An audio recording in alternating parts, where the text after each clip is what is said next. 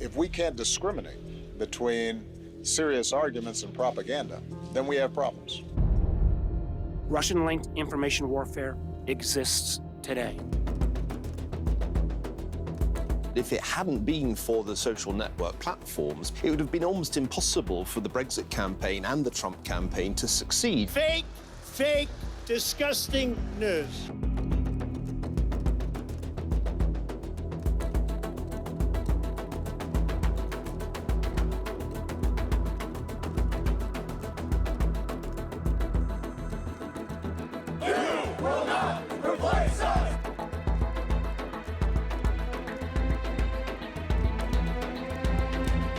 It's a vast surveillance tool that has ended up in the hands of this company.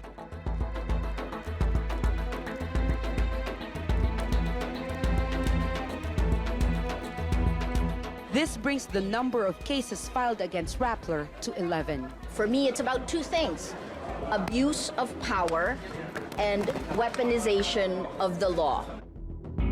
Viral rumors spread on WhatsApp that have killed people across the country.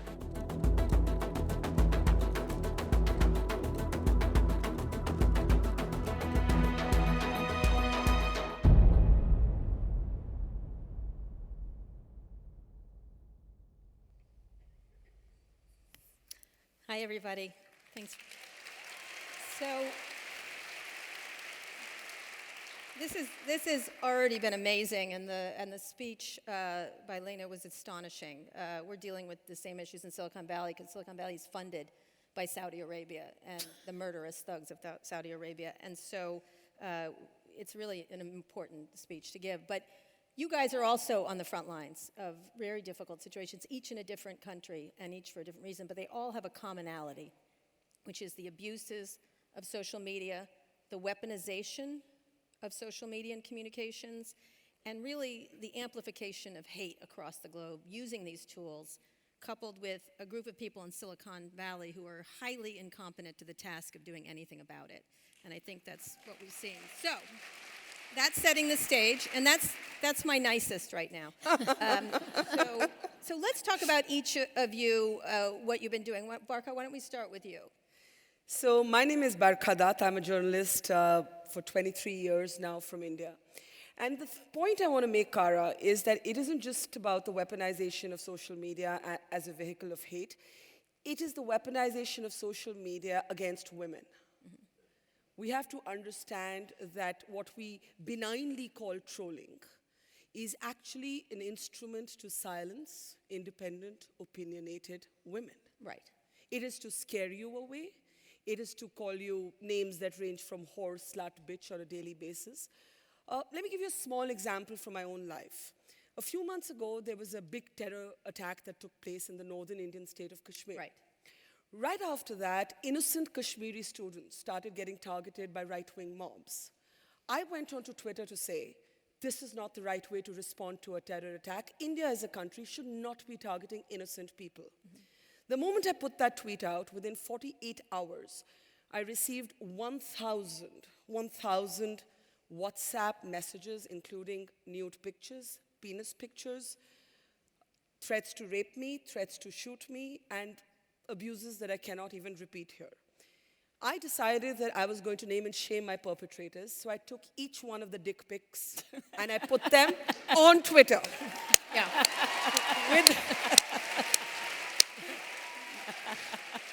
With the phone numbers of the guys who sent these to me. Now you've gone too far, Barkha. Guess what Twitter did? Oh, I know. Guess what Twitter did? I already know. Twitter said I had violated the privacy of these men and locked me out. Now, is that not called being tone deaf? I tweeted Jack Dorsey, and I said, Jack, as he calls himself coolly, what do you have to say about this? Yeah. Jack said nothing. Right. Another woman would have buckled under this pressure. I decided they weren't going to silence me, so I'm still on Twitter, but I'm still fighting Twitter. Right. Here's the deal. He was busy fasting. So let's be clear. There are priorities here at stake. They threw you off because you put their phone numbers in. That's one of their... And I showed their little penises to the world. Right. So... Okay, penis. And you were called a prostitute, is that right? A prostitute. Prostitute is a word that is used for women as a play on prostitute. I got that. Okay. Not that. And here's my problem. Okay. I don't like the fact that prostitute is used as a term of abuse. So that interferes with my politics. But I know it's meant as an abuse and it's used only against women. Right. And that is the other thing happening on these social media platforms. The nature of abuse against women is highly sexualized. They want to know, how many lovers you have. Are you married? Are you a whore? Do you smoke? Do you drink? I'm talking about the Indian context. I don't know how this plays out in other countries. Same? Right. And just the need to control us. It's driven by the need to control us. And if we do not look at it as an instrument of control, we are not getting the problem right. That's absolutely right. And it's you use WhatsApp. Let's make this clear. WhatsApp is owned by Facebook. It is a closed system, communication system. It's one of the most popular in the world. And Facebook has, when they introduced it, allowed it to be very viral in terms of being able to do lots of messaging. It resulted in deaths in India, Myanmar, and stuff because people are using it as a viral tool to do that. They've since recently, when they realized this was happening, pulled back on those things. And yet it still is used as a tool. So that's WhatsApp. Maria. Very similar. We're living in a war zone. It's information warfare, and it is meant to use hate, to incite hate, to stifle us from and questioning from the very beginning, and to actually, my gosh, I can't. This kind of astroturfing on social media, when you say it a million times, when you say a lie a million times, it is truth. It becomes a fact. All right, so you are a journalist. Maria worked for CNN and then started Rappler, which is a news website in the Philippines. 2012, we started it. It was supposed to build communities of action using technology. I drank the Kool-Aid. We started on Facebook. And so I actually know the best of what it can be, but it certainly, a month before Brexit, President Duterte was elected, and we saw social media weaponized in July of 2016, along with a brutal drug war, which the UN now estimates a death toll from July 2016 of about 27,000 people. Which you reported on. We also reported about the information operations, the weaponization of social media. So talk about how it happens in the Philippines. Now, the Philippines, 97% of the news Facebook is the news purveyor. 97% of people on the internet are on Facebook, which means Facebook is our internet. It's free basics, right? And our company also was one of the ones highlighted for free basics. Now, just so people don't know, free basics is the way that Facebook is trying to get their services around the world, and so they give away a lesser robust version of it in order to work on low data. It's preloaded on your cell phone, but if you really want to read the article, you have to pay. And in our country, people will not pay. So it's very easy to manipulate them. This is information warfare. So this is AstroTurf. So you had a social media campaign machinery that helped then Mayor Duterte win. A month after, that machinery became weaponized. And what we saw is it not only attacks anyone who questions the extrajudicial killings in the drug war. And in July 2016, our reporters would come home every night with an average of 8 dead bodies a night, right? Then after that, when we reported on it, a 3-part series called The Propaganda War, way before Mark Zuckerberg was in Congress, this is mid-2016, then I was attacked. 90 hate messages per hour. It was a whole new weapon. And what do you do? I tried to make sure all of our data is correct. It makes you doubt yourself. So but what it led to was your arrest. How many times have you been arrested now? Well, first, what it led to is all of the stuff that was astroturfed on social media came out of the President Duterte's mouth in his State of the Nation address about a year and a half later. So, you fertilize the ground by tearing down your credibility, like termites eating wood. And then after that, when the most powerful man in your country comes up with the same attack, it becomes truth again. And you're we don't see that here at all, but go ahead. They're of a type, right? Yeah. Well, and then after that, by January 2018, the government tried to shut Rappler down by revoking our articles of incorporation. In about 14 months, 11 cases have been filed against Rappler. I've posted bail 8 times. I've been arrested twice. The most recent one, I got off a plane coming from San Francisco the end of March. I walk off the plane, I get picked up, I'm pushed into a police van with seven officers, four of them in full SWAT gear, and the others carrying, fully armed. And I kept thinking, Well, you know, wow, you are a scary figure. I am. Gosh, you know, Yeah. and that just infuriated me. So for me, 2018 is all about anger management, and good God. So what's happening is she's being persecuted, and it was really interesting. I wrote a column in the New York Times about Maria's, and I've had her on the podcast and stuff like that, talking about it. And in fact, a question mark about it in a podcast, the same thing. And what was fascinating is the attacks I started to get, which are really your attacks. And If you tweet about me, you're going to get my trolls. so Likewise. heads up. Right, okay, I'm going to do that tonight. It's called sharing. Yeah. Right, okay. It's like a communicable disease, you know what I mean? Like, essentially. No, but Kara, you really were attacked. I mean, Yeah. when anyone tweets support, Christiana Manpur, the last time I got arrested, the first 7,000 tweets, 2,000, because she was the first to tweet support, targeted her. You were targeted. And Yes. I thought you could handle yourself. I handled myself. Yeah, you did. I'm really good with the fuck you tweets. Anyway, it worked fine. I don't mind at all. You know. I've got internet guys after me, so it's more fun because they're very easy to beat. So Carol, you started this whole thing and started to uncover how this happened. I want to talk a little bit about what you did, and then I want to understand what's going on now. What do you feel like is happening? Well, I just feel a bit bereft because I'm not weaponizing dick pics, which is my ambition for the rest of the year. Yeah. But essentially, I started investigating this company called Cambridge Analytica back in November 2016. This all kicked off, and I've been kept going since then. But Cambridge Analytica is only one part of the puzzle that I've been looking at, and the tech platforms is another. But really, I've been looking at this sort of interconnected web of criminality and foreign interference that occurred in the Brexit vote. And the responsibility of the tech platforms, particularly of Facebook, in that is critical. And it is completely alarming to me that Facebook, Mark Zuckerberg, has refused to come to Britain. He's been summoned multiple times now by our MPs and has refused to come and to answer our questions, even though we know that there are these terrible problems with this vote, which is going to affect the future of Britain forever.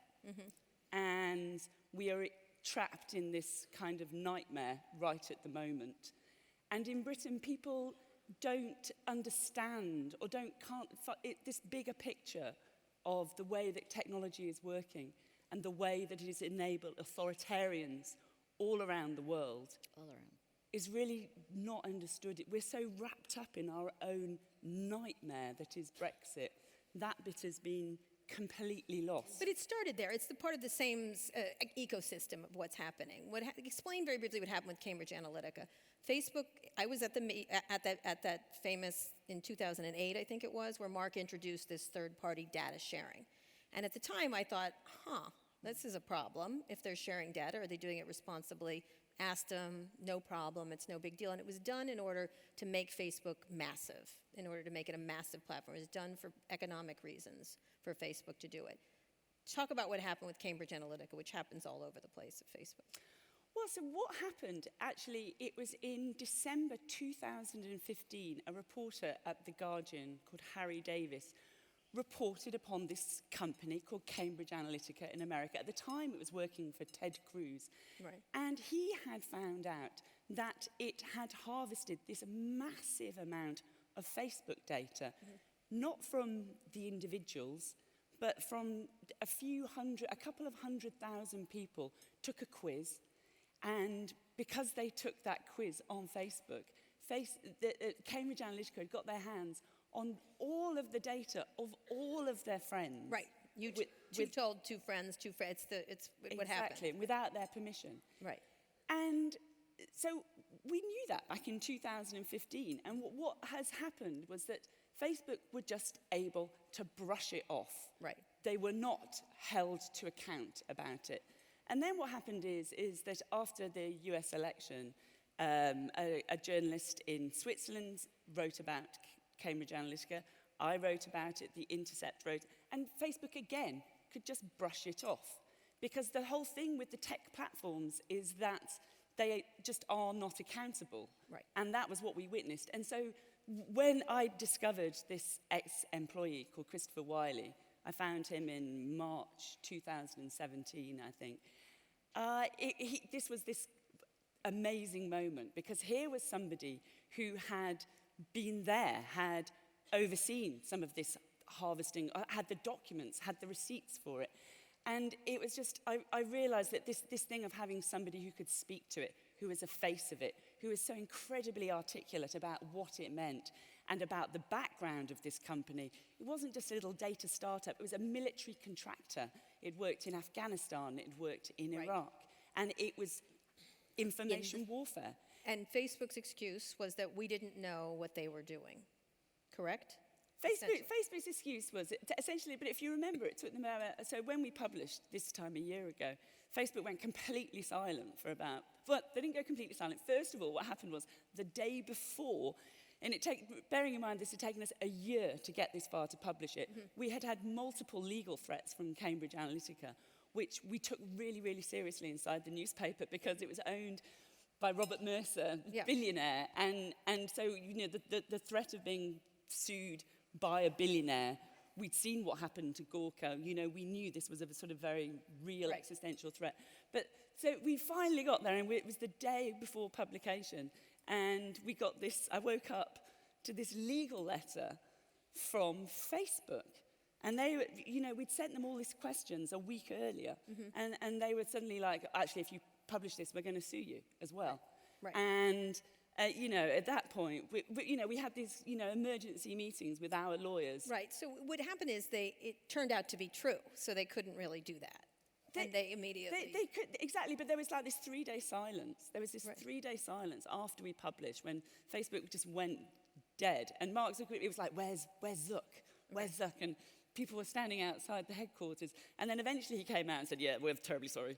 And well, that was the beginning. It was a bad actor. They're Right. That's the beginning of the I'm Sorry tour 2017. Yes. We're now in the I'm Sorry tour 2019. Exactly. And what's really interesting is that the Guardian and Observer, the newspapers that I work for, we've never been included in that. We've never got the great Mark Zuckerberg, I'm so sorry. That has never happened. Well, he's not sorry for you. No, I'm kidding. I want to talk about the accountability of the platforms. Go ahead. Well, I was just going to say Cambridge Analytica unites us, right? Because the most number of compromised accounts in that Cambridge Analytica scandal was here in the United States. But the country with the second most number of compromised accounts was the Philippines. Right. And that also shows us part of how this is global. Oh, it's an absolute global issue. So let's talk about the accountability and the responsibility of these tech firms that own largely Facebook and Google because of YouTube, there was just a great story in Bloomberg this week about how they were trying to bring hate more virally with white nationalism.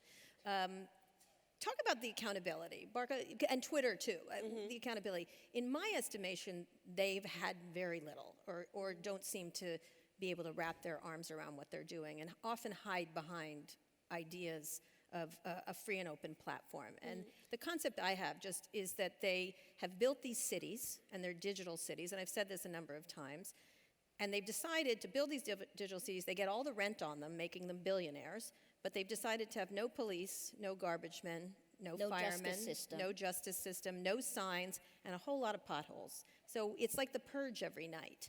So talk about that. So I think it's my experience that at least public pressure in India has pushed Facebook to take some action. And we're about a month away from a new government being elected. And this is really critical after what happened in the United States of America and the entire Russian sort of influence. So what Facebook has started doing is actually taking down a lot of accounts that are seen to be politically aligned. And this has happened after this kind of global pressure. So really, it is what unites us. But what's interesting is, and we should talk about that, there's what's happening on the tech platforms, but it's enabled by populist politics. You cannot divorce the political environment from what these tech platforms are able to do or not do. So when Facebook finally starts reacting to public pressure and taking down, for example, advertisements that do not reveal themselves to be political advertisements or pages that are connected to the ruling party of India, you have a severe backlash against them. And there are other ways in which strongman-led governments can punish these tech firms. So I think we should also talk about the larger enabling political environment. The second point I want to make is we had Jack come on a Twitter tour. Yes, and I saw that. And he came to India, and then 5 of us women, opinionated women, were rounded up to go and meet him. And you know how they want to put you in a box and put a ribbon on you, and if they can't put a ribbon on you, you're like problem people. So then they decided to take problem people for coffee with Jack. Yeah. And we all said, I said to Jack Dorsey that, do you have any idea how complicated it is to actually report an abusive tweet? Right? And the second point I have is when they tell us, all these platforms, why don't you just block the person? You're putting the onus for my safety on me, and you're letting the guy get away. To me, it's the equivalent of saying, when you go out at night, at midnight, just make sure you don't go out alone and you don't wear a short skirt. For me, block the guy is the same. And also carry a gun. So carry a gun, carry a pepper spray. Why don't you just block it and try? I mean, I don't know how many of you here have tried to report an abusive post. It'll always come back saying, we found this did not violate our policy, whatever. And it's just extraordinary, the kind of organized, we have to underline this, abuse is politically organized. We have to recognize it is not random, it is targeted, and it is politically organized. There are armies of men out there to intimidate women. So let me get to the point of why, and Maria, I want you to talk about your experience with Mark at Facebook. Why do you imagine that is? Now, I have a concept that most of the people who make these companies have never had an unsafe day in their life. One of them on Twitter, one of the top executives of Twitter got attacked about a year ago and said to me casually, it's really bad when you get attacked on Twitter. It's really bad. And I was, again, I started with fuck you. And I said, welcome to the world of people of color, women, gay people, anyone marginalized. And they're like, yeah, it's bad. And I was like, I was almost like taking the really expensive coffee and throwing it. So talk about that, Maria. Talk about your encounter with Mark, because you had a really unusual encounter with Mark, who by all, he's lovely as a person, right? Correct, very polite, listens. What happened? Explain what happened with you. April 2017, okay. Outside of F8, I had spent a year talking to maybe 50 different officers, officials inside Facebook. We were partners. Yeah.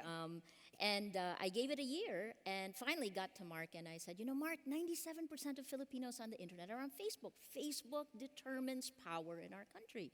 And he frowned. And I had invited him to come visit Manila so he could see it, thinking that maybe he had never come. He hadn't. But when he was frowning, I was wondering why. And then he asked me, but Maria, what are the other 3% doing? Yeah. We did laugh. I mean, part of it is that, but you know my position on this, right? Right now, Rappler is a fact-checking partner of Facebook in the Philippines. And part of the reason we do that is because once we figure out the lie, we can find the network that spreads the lie. It goes down to, you've got to kill the terrorist networks. You've got to capture them, right? But the problem, of course, is will this be fast enough? How do you solve this problem right now? Because we can't just throw our hands up in the air. If we don't solve this, I don't want to go to prison, right? So medium, long-term education. Hopefully, they'll move faster, these tech platforms. This medium term is, everyone will say media literacy, but good God, we knew how to use Facebook before Facebook knew how to use Facebook in our country. And then finally, in the short term, unless we're waiting for government regulation, which frankly, some of the legislators don't understand the technology. Frankly. Yeah, I mean, right. So in the short term, the only people who can fix this, and please help put pressure, the only people who can help us right now at the front lines are the people inside the American social media platforms with supposedly American values. Yeah. Okay. Carol, honey. Just in case you missed the supposedly. Yeah, allegedly. Yeah. But do you know what? They serve really great fresh kombucha at all their headquarters. So I will say they are doing something, but it's just so little, so late. We need to push them to do more. And global cuisine for everybody at the place. So they do understand the international world. So, Carol, talk about the impact of Brexit. We're going to run a quick video from a new Netflix documentary about Brexit called The Great Hack. Is that right? Correct. Let's run it for a second.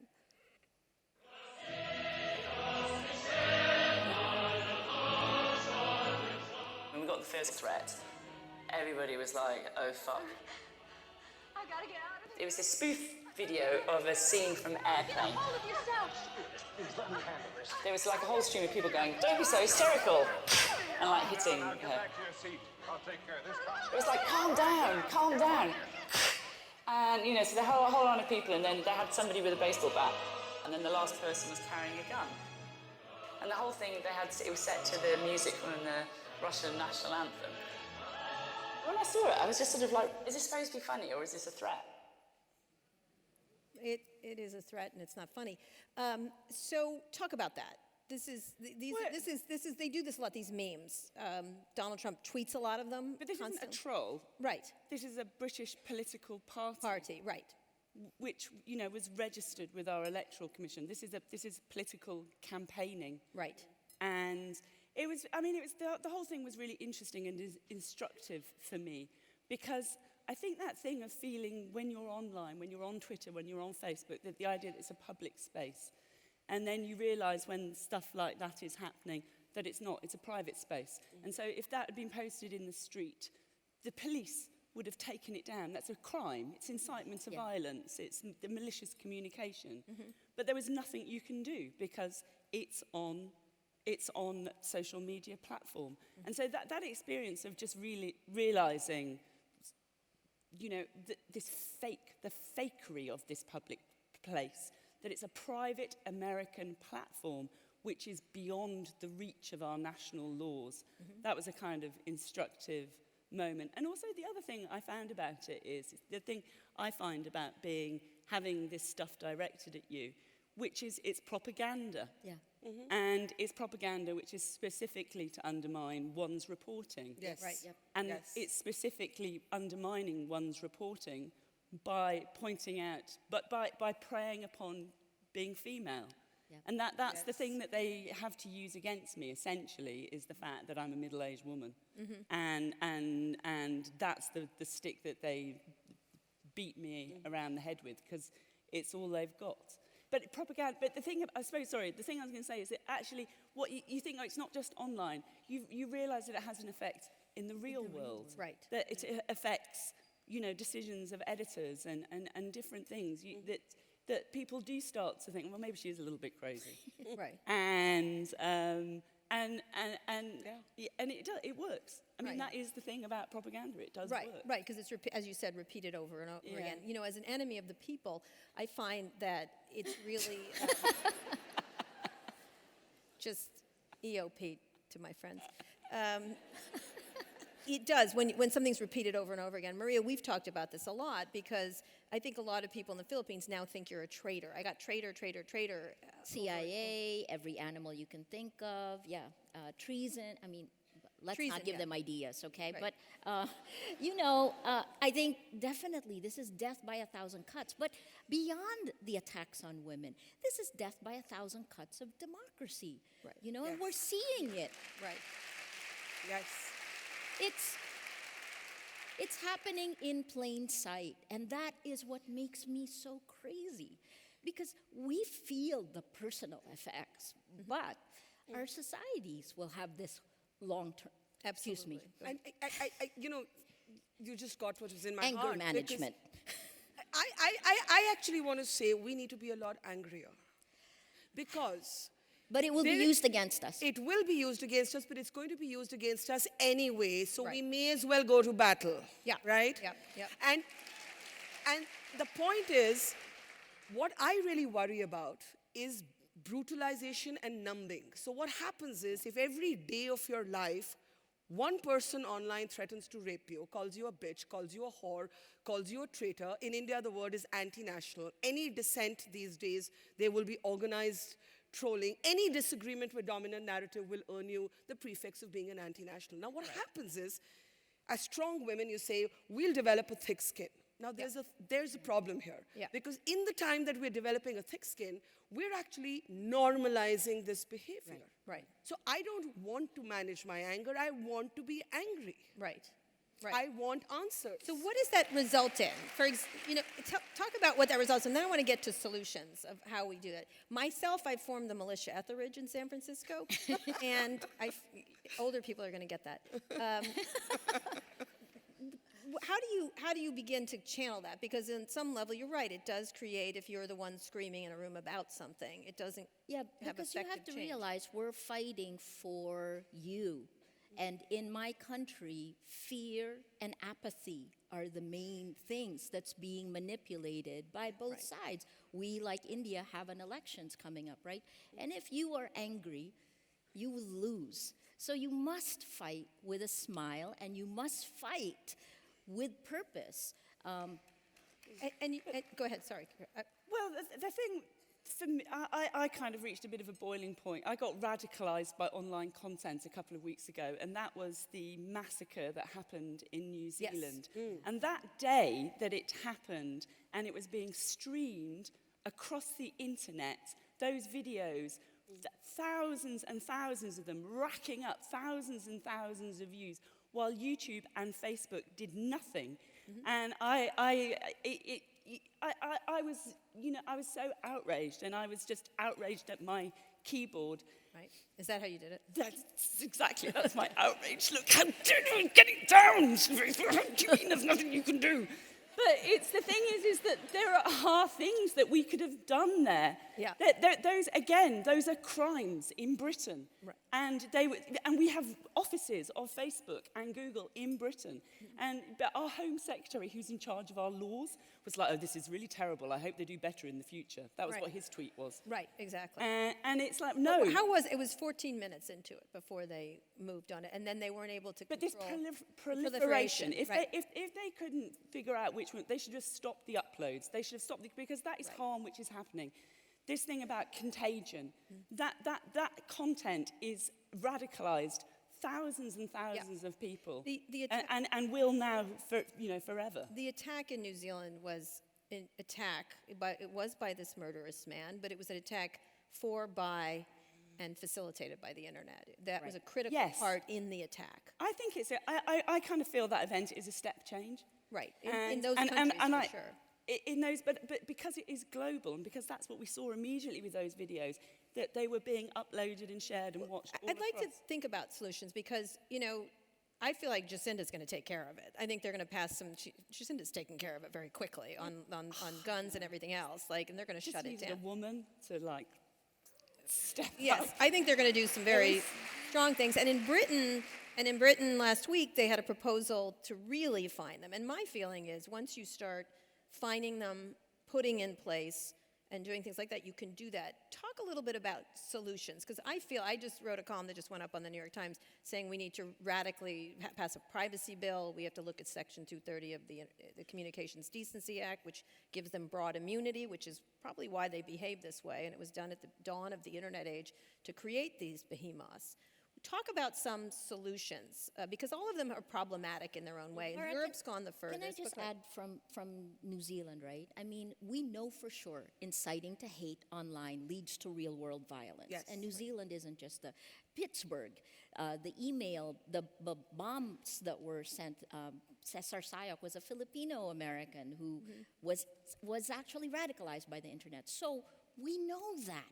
Why do we keep doing this? All right, I'll throw it back to you for I the wanna solutions. I want you to give me, I have some solutions. I think shutting them down immediately would be, turn it off for part of it.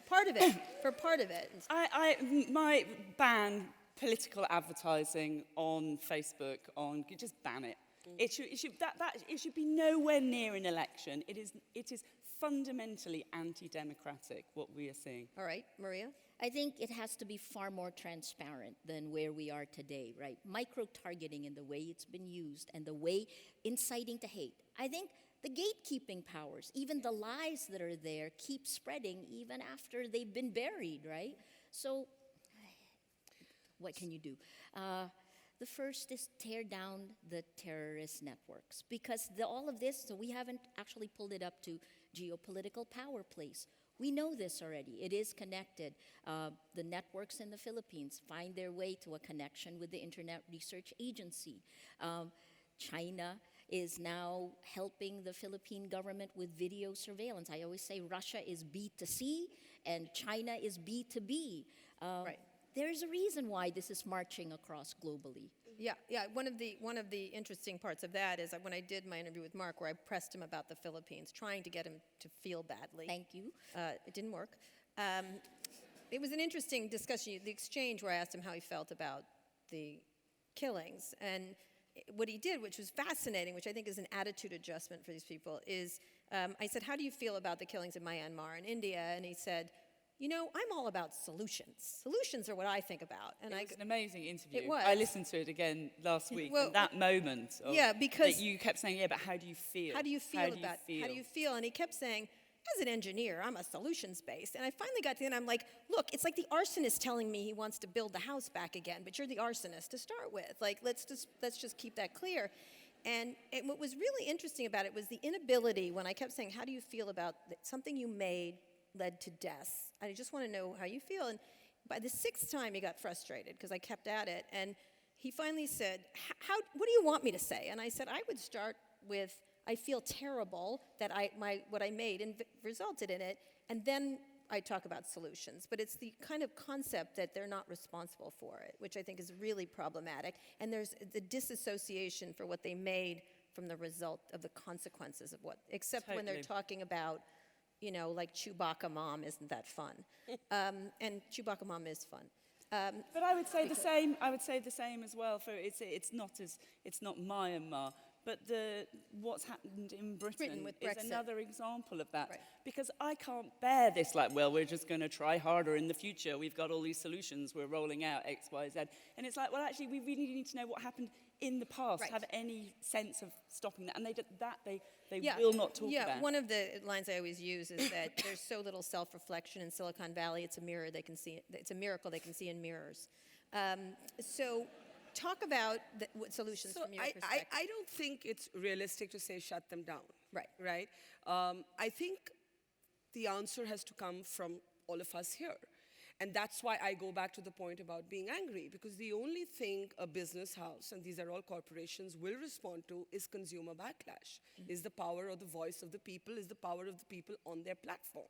And I think the first thing to push for is to get the political manipulation of any of these platforms out. I think that's something we can agree on. And in India, I can give you this example that because it is election season, there is huge, ferocious sort of public pressure saying if this is an advertisement and there's a political party behind it, as a consumer, I need to know. I need to know, you need to be more transparent. And I think all we can realistically push for is transparency. WhatsApp is more problematic to me. For me, coming from a country where data is really cheap, where people have more, this is literally true, more mobile phones than there are toilets in India. And this is just a fact to digest. Well, that seems right, but go ahead. I promise you it's right. No, I think it's right. I think it's a good idea, but go ahead. But the point I'm trying to make is that even people who don't have access to basic infrastructure have access to data because it is that cheap, and they're consuming content on WhatsApp forwards. So what we've sort of, public pressure has done recently is made WhatsApp limit the number of forwards, right? So earlier what would happen is you would just have these random things going absolutely viral. So virality has to be contained. Now, all of these I know are piecemeal measures. No, it's important, that one. But bit by bit, and by basically we, the people, have to set the community standards. All right, So can I jump in there? Because it's all very well, I think, us, you in India and you in Philippines and me in Britain, but these are American companies which are based in America, and they don't listen to us. Right. You are the only people who counts for them. Right. Only you can hold them to Carol, I'm account. trying, okay? You are, Cara, you are. But Congress, I mean, I'm like close to kicking them, so don't No, but Congress, you're right. But it's, sorry. Look, so part of the problem, of course, is that in America, you still have law and order, you know. But when Mark when he was in front of Congress and he said it would take 5 years, I like threw a shoe, because 5 years means every day someone dies in the global south. Dies. Right. And that is real. So to take from what you said, right, the political context, was it enabled by technology, this growth of populism and authoritarianism? They're feeding off each other. Absolutely. Yes. It was definitely like you threw fire onto a flame that was slowly moving, starting in 2014 with Modi's election. But then beyond that, how can we solve that? And again, we want it done now. I don't think, let me defend Facebook now.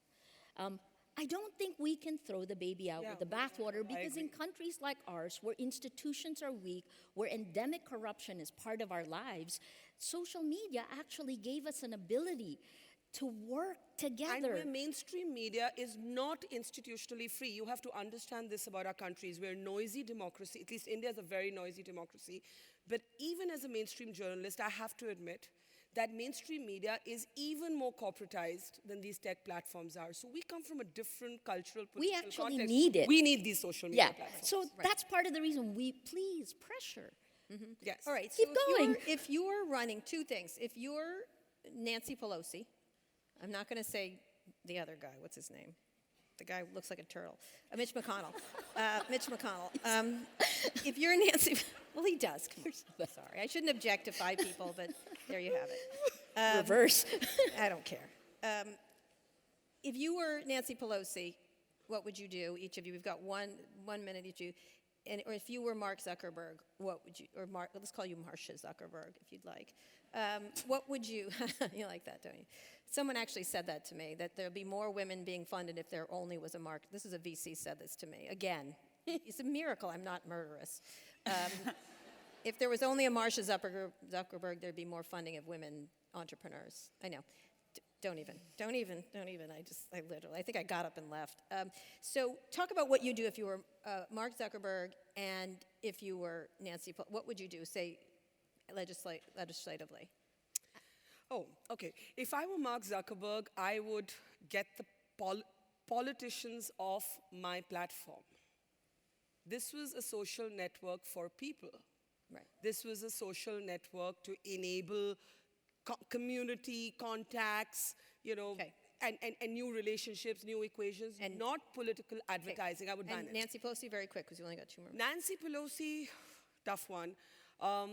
I would push for legislation that makes platforms take accountability legally. I think this using free speech as an excuse for abuse and manipulation online, this First Amendment or democracy as an excuse for abuse doesn't work for me. Right. Okay. Next. So it's not just one platform. Our information ecosystem has fundamentally changed. Right. You're Mark Zuckerberg. All of the data, I would think about it like post-World War II, after that time period. There is no council that actually looks at the internet, really. You put that data up, you have all of the terrorist networks, the information operations, the ones who conduct information warfare. Remember that it wasn't when they had the politicians go on it that these platforms went crazy. It was when they took news into instant articles, and within 6 months, we had Duterte, Brexit, a month later, the US elections, the Catalonia elections. So I think we need like an Interpol to stop the impunity of the information operations. Put all their data up, have it be transparent, and hold these companies and governments accountable. So like Space Force, but like Nerd Force, right? Okay. Or like, I like that. What, post World War II, what did they create? The Marshall Plan, not even the Marshall Plan, NATO. Yeah. Yeah, so the Avengers with less punching, but I'll take the Avengers. Finish, Bree, Carol. where is she? I know, Bree. Go ahead, last you have 40 Yeah, I'm seconds. totally backing Nerd Force. Right. I think that sounds fantastic. I mean, if I was Mark Zuckerberg, if Marsha Zuckerberg, I mean, just like do the really, really basic thing here. So Britain is the first country that has tried to hold Facebook to account for what has happened in one of these elections, and it's just ignored us. And I think just start there, because if you're not accountable to us, you know, long-time ally of America, advanced Western democracy, Anglophone, you know, same media, then there is no chance that Facebook is accountable to you in the Philippines. So that's just never going to happen. So The guilt part is working. Sorry? Guilting them sometimes works. Yeah, it does. Shaming is good too. But so go ahead. Yes, Finishing on so I feel that is really, really important, that it's a signal that actually, are you accountable to anybody else in the world? You run this vast, vast global platform. You control all of the world's elections. They are all running through you, but there is no accountability. That, you know, show us that there is just a shred of accountability, and then we'll take it from there. All right. On that note, thank you very much, you three. Thank you.